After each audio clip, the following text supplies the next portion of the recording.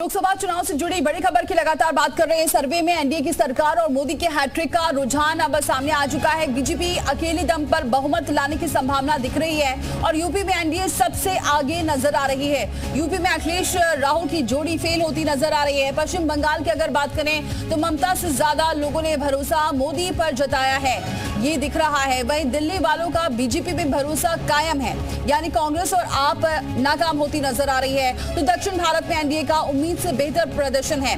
तमिलनाडु और केरल में बीजेपी बहुत चौंकाने में नाकाम है, लेकिन पहली बार यहां भी खाता खुलता हुआ नजर आ रहा है। कर्नाटक में बीजेपी को फिर सबसे ज्यादा कामयाबी दिख रही है। महाराष्ट्र में एनडीए को नुकसान की भी आशंका है। मध्य प्रदेश, गुजरात, राजस्थान में बीजेपी फिर अव्वल पर है। तो ये सर्वे में सामने आया है। कर्नाटक में बीजेपी को ज्यादा नुकसान नहीं दिखाई दे रहा है, सबसे ज्यादा कामयाबी दिख रही है। तो महाराष्ट्र में एनडीए को नुकसान की थोड़ी आशंका जरूर दिख रही है, लेकिन उत्तर प्रदेश में अगर बात करें तो एक बार फिर से एनडीए को ही बहुमत मिलता नजर आ रहा है। और वहीं दक्षिण भारत में एनडीए का उम्मीद से बेहतर प्रदर्शन है, यहां खाता खुल सकता है। एग्जिट पोल्स के नतीजों को लेकर कांग्रेस महासचिव जयराम रमेश ने सोशल मीडिया प्लेटफॉर्म एक्स पर सवाल उठाए हैं। उन्होंने दावा किया है कि जिस व्यक्ति का 4 जून को एग्जिट होना तय है, उसने ये एग्जिट पोल्स मैनेज करवाए हैं। इंडिया गठबंधन को निश्चित रूप से कम 295 सीटें मिलेंगी। कांग्रेस अध्यक्ष मल्लिकार्जुन खड़गे समेत विपक्ष के कई नेताओं ने दावा किया है कि इंडिया गठबंधन को कम से कम 295 सीटें मिलेंगी। इंडिया गठबंधन कम से कम 295 सीटें प्लस 295 से ज्यादा आएंगे। वहीं बीजेपी ने एक बार फिर दावा किया है कि उनका गठबंधन एनडीए एग्जिट पोल के नतीजों से कहीं ज्यादा सीटें लेकर आएगा। मेरा पूरा विश्वास है कि भारत के मतदाता प्रधानमंत्री मोदी जी के नेतृत्व में मेरी पार्टी, हम सबकी पार्टी भारतीय जनता पार्टी को 370 से ज्यादा सीटें देंगे और एनडीए 400 पार करेगी।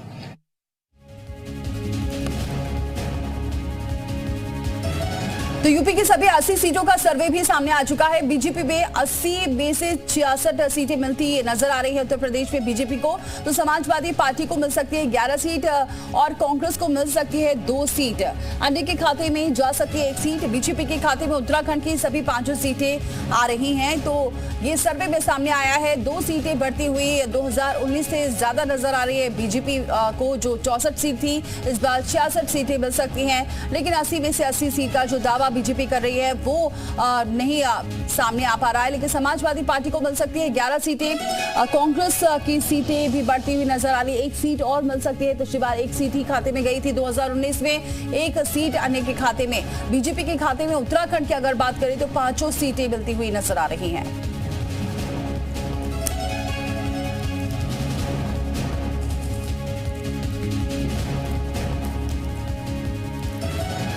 और जो सर्वे सामने आया है उसके अनुसार आपको बताएं कहां से कौन जीत रहा है। बीजेपी 66 सीटें जीत रही है, लेकिन उनके प्रत्याशी कहां से जीत रहे हैं और कहां इंडिया गठबंधन के प्रत्याशी जीते हुए नजर आ रहे हैं, ये सर्वे में जो सामने आया ये आपको बता रहे हैं। सबसे पहले बात करते हैं मुजफ्फरनगर सीट की। तो मुजफ्फरनगर की सीट बीजेपी के खाते में ही जाती हुई नजर आ रही है, जिसमें संजीव बालियान को यहां पर जीत हासिल होती नजर आ रही है।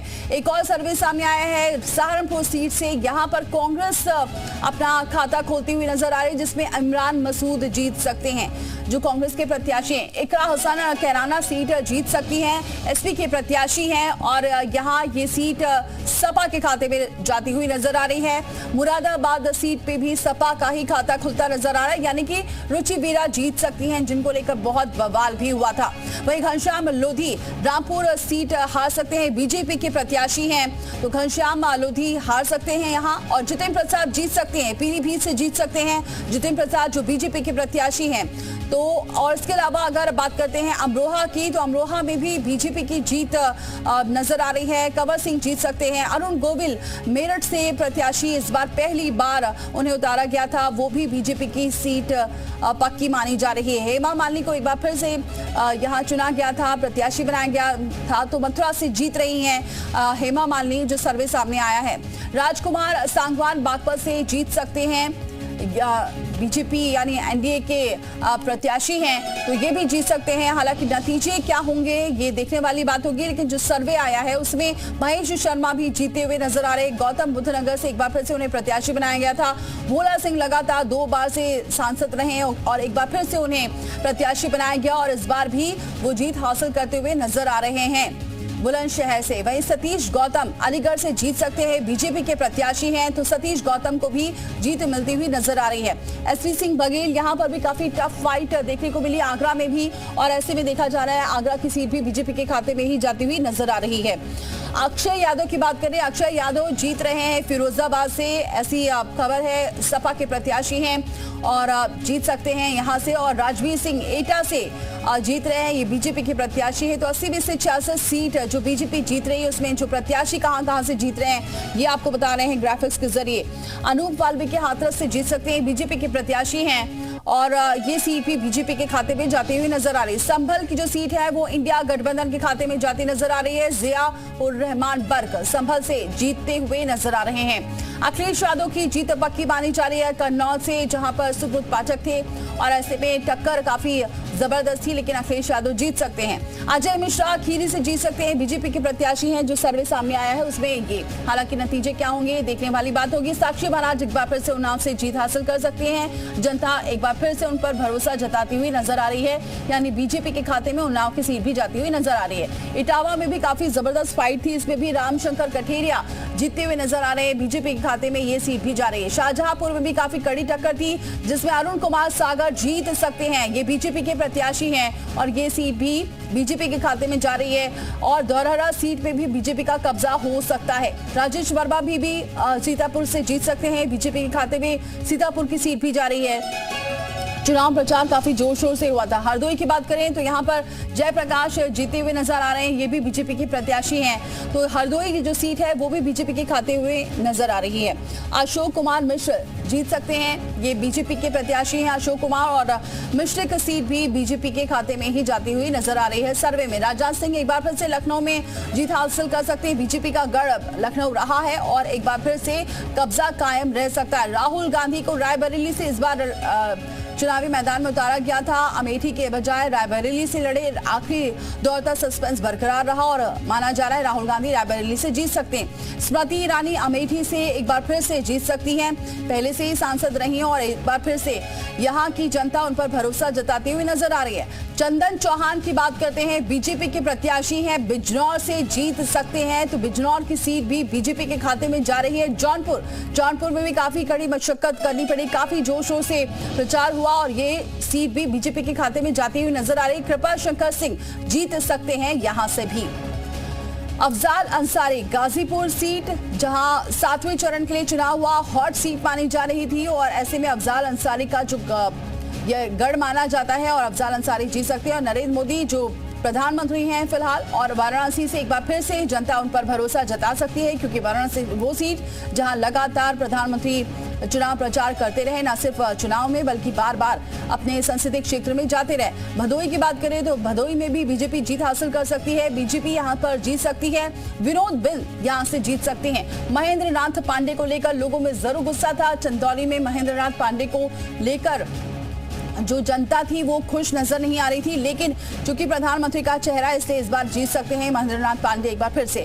अनुप्रिया पटेल मिर्जापुर एनडीए की प्रत्याशी हैं और एक बार फिर से अनुप्रिया पटेल पर जनता भरोसा जता सकती है, यानी यहां से भी वो जीती हुई नजर आ रही है। अरुण सागर की बात करें, शाहजहांपुर सीट भी बीजेपी के खाते में जाती हुई नजर आ रही है, ये भी संभावना जताई जा रही है। 4 जून को नतीजे जब आएंगे तब साफ हो जाएगा कि बीजेपी के खाते में जो सर्वे आया है वो कितना सही सटीक साबित होता है। मेनका गांधी सुल्तानपुर से लगातार उन्होंने सुल्तानपुर में काफी प्रचार किया। रमेश अवस्थी कानपुर से जीत सकते हैं, यहाँ ब्राह्मण वर्सेस ब्राह्मण की लड़ाई थी कानपुर में और ये भी सीट बीजेपी के खाते में जाती हुई नजर आ रही है। मुकेश राजपूत फर्रुखाबाद से प्रत्याशी रहे बीजेपी की और बीजेपी के सीट पे बीजेपी के लिए ये सीट भी जाती हुई नजर आ रही है। संगल लाल गुप्ता प्रतापगढ़ से जीत रहे हैं, बीजेपी के प्रत्याशी हैं, तो प्रतापगढ़ की जो सीट है बीजेपी के खाते में जाती नजर आ रही है। भानु प्रताप वर्मा जालौन से, जिन्हें उतारा गया मैदान में, बीजेपी के प्रत्याशी हैं, वो भी जीते हुए नजर आ रहे हैं।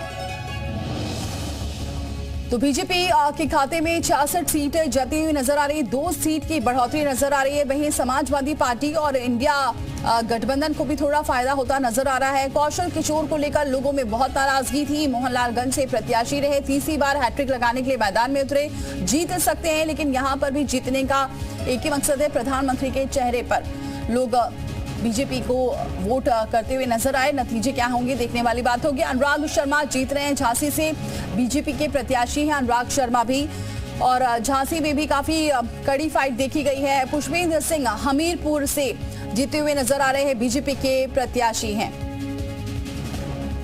आरके सिंह पटेल बांदा से बीजेपी के प्रत्याशी हैं, तो बांदा की सीट भी बीजेपी के खाते में ही जाती हुई नजर आ रही है। तो ये सर्वे बता रहे हैं साध्वी निरंजना जो एक बार फिर से फतेहपुर से जीत सकती हैं, बीजेपी की प्रत्याशी हैं और काफी चर्चाओं में हमेशा रहती हैं अपने बयानों के चलते। विनोद सोनकर कौशाम्बी से जीत सकते हैं, बीजेपी के प्रत्याशी हैं। तो वो 66 सीटें जो बीजेपी जीतती हुई नजर आ रही है। बीजेपी और बीजेपी के जो घटक दल हैं यानी एनडीए, राजधानी बाराबंकी से पहले यहाँ पर भी प्रत्याशी को बदला गया था और तनुज पुनिया इनको टक्कर दे रहे थे, लेकिन जीती हुई नजर आ रही हैं। अजय सिंह लल्लू फैजाबाद से सांसद पहले भी रहे, एक बार फिर से उन पर भरोसा जताया गया और एक बार फिर वो जीते हुए नजर आ रहे हैं। कैसरगंज से करण भूषण सिंह जो ब्रजभूषण शरण सिंह के बेटे हैं वो भी जीते हुए नजर आ रहे हैं। गोंडा से भी बीजेपी की जीत पक्की मानी जा रही है। कीर्तिवर्धन सिंह यहाँ पर मैदान में हैं और वो भी जीत हासिल करते हुए नजर आ रहे हैं।